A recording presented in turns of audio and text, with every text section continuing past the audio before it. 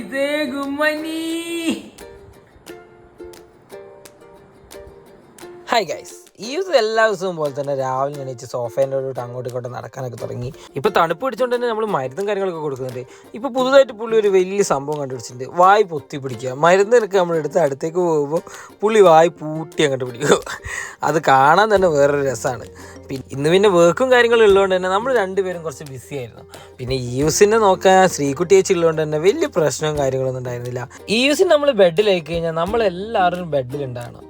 ഇല്ലെങ്കിൽ പുള്ളിക്ക് എങ്ങനെയെങ്കിലും പുറത്തേക്ക് പോകണം. ഇപ്പം അമ്മ പുറത്ത് പോയിട്ടുണ്ടെങ്കിൽ അപ്പം എല്ലാം കരഞ്ഞ് പുറത്തേക്ക് പോകണം എന്നാക്കും. ഇപ്പം പുള്ളി ആരുടെ ഒക്കത്ത് നിൽക്കാനോ ഇങ്ങനെ എടുക്കാനോ ഒന്നും സമ്മതിക്കുന്നേ ഇല്ല. പുള്ളിക്ക് ഇങ്ങനെ നടന്ന് എക്സ്പ്ലോർ ചെയ്യണം എല്ലാം.